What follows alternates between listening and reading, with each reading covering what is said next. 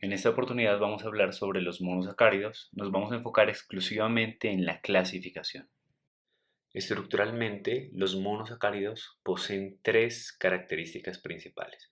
Una de ellas es tener una cadena hidrocarbonada. Normalmente la encontramos de 3 a 7 carbonos. Poseen también un carbono más oxidado que el resto, un grupo carbonilo, normalmente está presente en los aldehídos y las cetonas, y además posee varios grupos OH que le proveen las características hidrofílicas que tienen estos carbohidratos. Estas tres características básicamente corresponden a los tres criterios principales de clasificación de los monosacáridos. El primer criterio es el número de carbonos.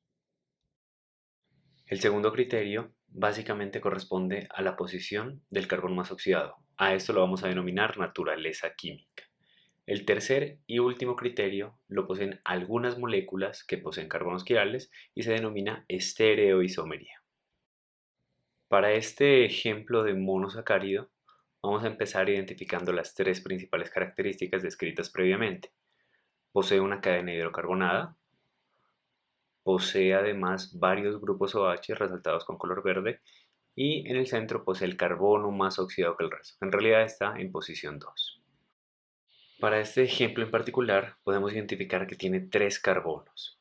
La clasificación no es simplemente contar el número de carbonos, es determinar de acuerdo al número de carbonos cómo se denominaría este carbohidrato. La clasificación es simple, se utiliza un prefijo numérico más la terminación osa. Como los monosacáridos son moléculas hidrocarbonadas que poseen de 3 a 7 carbonos, basta con identificar cuáles son los prefijos utilizados para estos números. De la siguiente forma: para 3 el prefijo numérico es tri, para 4 tetra, para 5 penta, para 6 y 7 hexa y hepta respectivamente.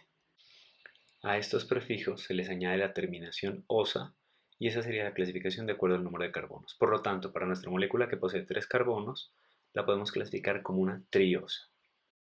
A continuación se plasma una serie de monosacáridos para su clasificación de acuerdo con este primer criterio. Basta entonces con numerar cada una de estas estructuras para identificar el número de carbonos. Posteriormente se utiliza el prefijo numérico más la terminación osa. En esta tercera estructura no están representados los hidrógenos, pero asumimos que ahí están.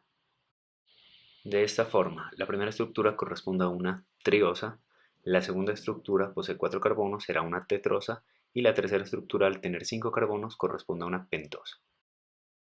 En este punto se puede observar que la primera estructura señalada tiene una clasificación denominada triosa, mientras que la primera estructura de la serie de 3 también posee la misma clasificación. Tienen la misma clasificación, pero tienen diferente estructura química. En este punto podemos observar que no basta con la primera clasificación o con el primer criterio para poder diferenciar todas las moléculas. Así que recurrimos al segundo criterio, la naturaleza química.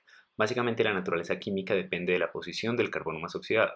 Bien, este carbono puede ser el carbono 1 o el carbono 2. Si es el carbono 1, la estructura se parece a los aldehídos y se clasificará como una aldosa. Si es el carbono 2, su grupo carbonilo se parece más a una cetona y se clasificará como una cetosa. De esta forma, si regresamos a estas dos triosas, podemos identificar que el carbono más oxidado está en diferente posición. Para el caso de arriba está en posición 2, mientras que para el caso de abajo está en posición 1. Por lo tanto, la triosa de la parte superior será una cetosa, mientras que la triosa de la parte inferior sería una aldosa. Para las dos estructuras restantes se puede identificar que los carbonos más oxidados corresponden al carbono 1 y 2 respectivamente, siendo de esta forma una aldosa y una cetosa. Aquí se puede observar dos ejemplos de moléculas que, de acuerdo al número de carbonos, se clasifican como triosas por tener 3 carbonos, y de acuerdo a la naturaleza química, al tener el carbono más oxidado en posición 1, ambas estructuras corresponden a aldosas. Pero resulta que las dos moléculas son diferentes, así que vamos a utilizar el tercer criterio de la clasificación, que corresponde a la estereoisomería. De acuerdo a la estereoisomería, las moléculas se pueden clasificar como dextrógiras o como levógiras, dependiendo de una propiedad denominada actividad óptica. Para poder entender cómo se determina este tercer criterio es necesario identificar una característica que poseen algunos carbonos denominados quiralidad. Un carbono quiral lo podemos identificar como un carbono que posee 4 enlaces sencillos y además cada uno de sus sustituyentes debe ser diferente. Por ejemplo, el carbono señalado en posición 2 de la estructura de la izquierda es un carbono quiral.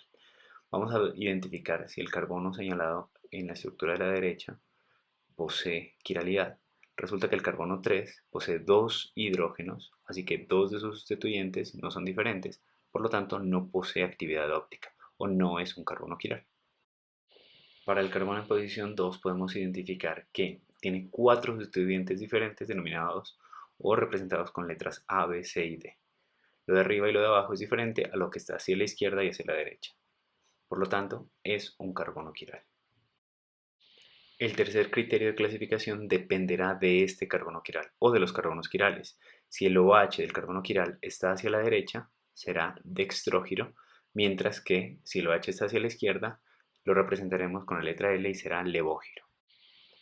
Para estos dos azúcares, por lo tanto, la clasificación completa sería, por tener tres carbonos, ambos estructuras serían triosas. Por tener el carbono más oxidado en posición 1, las dos estructuras serían aldosas. Y la molécula de la izquierda, al tener el OH en su carbono quiral dirigido hacia el lado derecho, sería dextrógiro, mientras que la molécula de la izquierda, al tener el OH hacia la izquierda, sería levógiro. Si resumimos las tres clasificaciones, sería una D-aldotriosa y por otra parte sería una L-aldotriosa. A continuación se muestran estructuras con una mayor cantidad de carbonos quirales. Basta con identificar el último carbono quiral para poder determinar la estereoisomería de estos monosacáridos. A continuación se realizará la clasificación completa para cada una de las siguientes estructuras. Se identifica la cantidad de carbonos, la posición del carbono más oxidado y el OH del último carbono quiral hacia donde está dirigido. La primera estructura corresponde a una D-aldotriosa, la segunda a una L-aldopentosa, la tercera una L-cetotetrosa, la cuarta una D-cetotetrosa, la quinta L-aldotetrosa y la sexta una D-aldotetrosa. A esta altura, tú ya puedes identificar cómo reconocer un monosacárido, cadena hidrocarbonada, varios grupos OH y un carbono más oxidado que el resto. Y además tienes la habilidad para poder clasificar cada uno de los monosacáridos que te puedas encontrar, de acuerdo a sus tres principales criterios que serían número de carbonos, naturaleza química y estereoisomería. En un próximo video hablaremos de anomería y mutorrotación, que viene anclado al tema de estereoisomería.